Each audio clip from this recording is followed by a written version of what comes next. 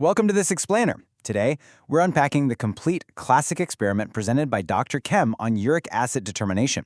It's this absolutely fascinating journey that bridges the gap between basic, fundamental chemistry and vital human health diagnostics. We're going to uncover exactly how we measure completely invisible molecules that are circulating right now in human blood.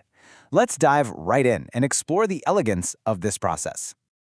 Here's our roadmap for today. We'll cover the uric acid problem, the chemical principle, preparing the lab reagents, the step-by-step protocol, reading and calculating the results, and finally, clinical significance and diagnosis. Section 1. The uric acid problem and the macro stakes in human health. So, to kick things off, we really have to ask a pretty wild question. How do we actually measure invisible molecules in our blood? It's a fantastic detective story, really. Think about it for a second. Our blood is an incredibly complex matrix. It's this dense biological soup filled with thousands of different proteins, lipids, and countless compounds just flowing through our veins at any given second. Isolating one single specific target molecule from that chaotic biological traffic jam, well, that requires a highly targeted chemical approach. We can't just look for it, we have to coax it out of hiding. And our specific target today is uric acid.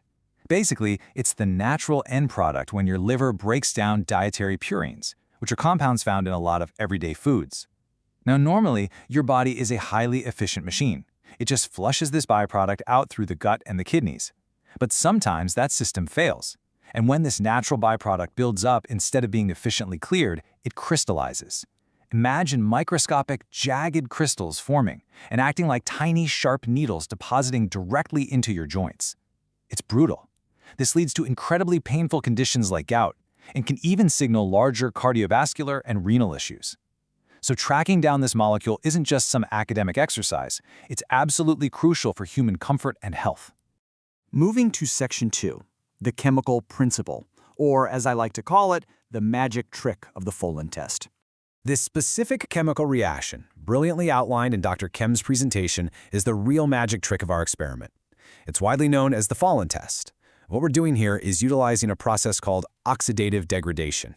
In simple terms, we're breaking down a molecule by exposing it to oxygen in a very controlled way, which triggers a vivid color change. By manipulating the environment with sodium carbonate to make it highly alkaline, the uric acid reacts with another compound called phosphotungstate acid. It's this highly specific, exclusive chemical handshake that only these molecules can make. What's truly fascinating is how the chemistry dictates our physical results. Consider the difference here. A normal, clear serum sample doesn't really look like much to the naked eye, right?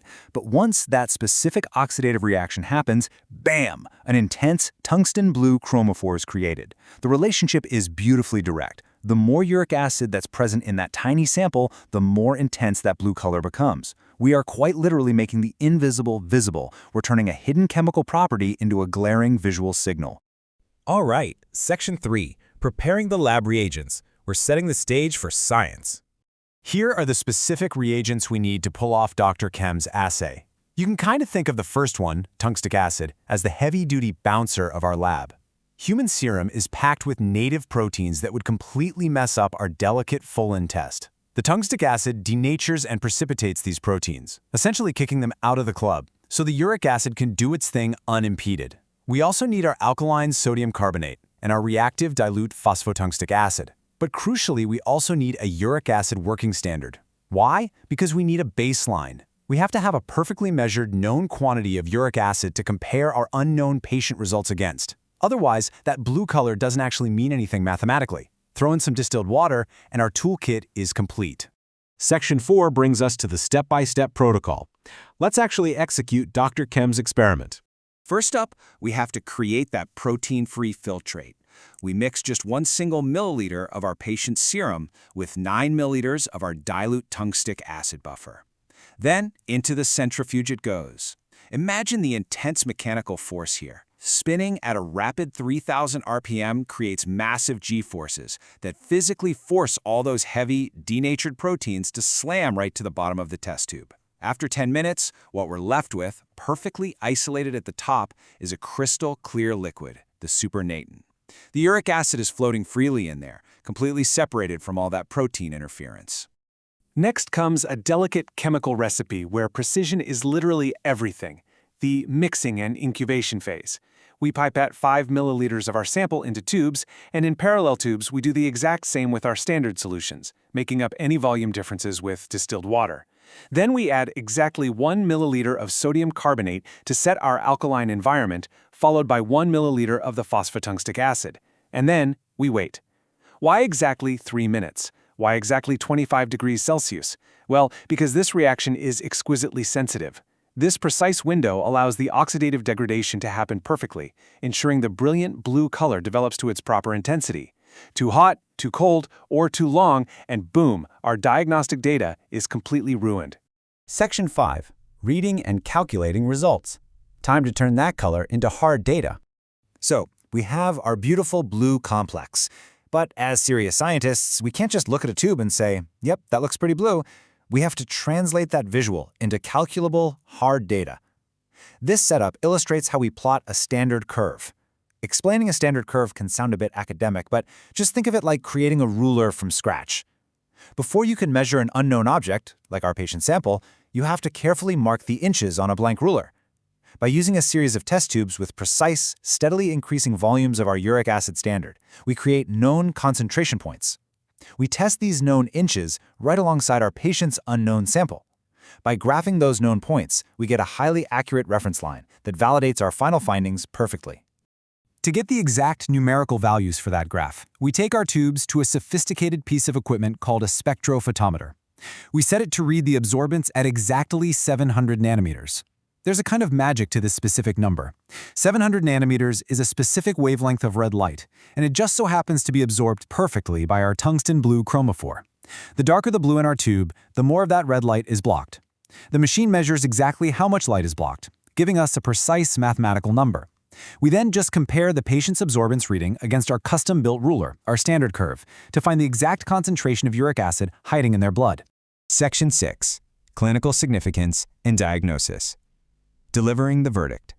Finally, we reach the culmination of the whole diagnostic journey. We map all this carefully calculated chemistry back to the physical reality of a human being. Think about the tension of a patient sitting out in a waiting room while this complex chemistry is happening behind the scenes. This number right here, 3 to 9 milligrams per 100 milliliters of serum, is the normal healthy range for uric acid. But if our spectrophotometer calculations reveal a concentration significantly higher than that, we've definitively identified hyperuricemia. Hitting a number higher than 9 milligrams is the trigger. We've just handed the physician the precise, undeniable data they need to confidently diagnose and treat conditions like gout, potentially saving that patient from immense future pain. You know, it's honestly incredible to realize that Dr. Chem's foundational manual principles, the exact chemistry we just walked through step by step, laid the absolute groundwork for modern diagnostic medicine. Today, major hospitals and commercial labs use automated kits like the BioLabo uric acid reagent kit. Sure, they might use advanced enzymatic methods with uricase to speed things up, but the soul of the experiment is exactly the same. We are still transforming an invisible molecule into a measurable signal, taking us from a tiny drop of blood to a life-changing diagnosis. It's a massive testament to the enduring power of foundational chemistry. And that brings our lab tour to a close. We've seen how precise chemical reagents, careful protocols, and the simple absorbance of light can track down an invisible culprit like uric acid. But it definitely leaves us wondering, with the rapid, incredible advancements in bioanalytical methods today, just how many other invisible mysteries are flowing through our veins right now, just waiting for the right chemical reaction to decode them? Take a moment to think about that. Thanks for joining me on this explainer, and stay curious.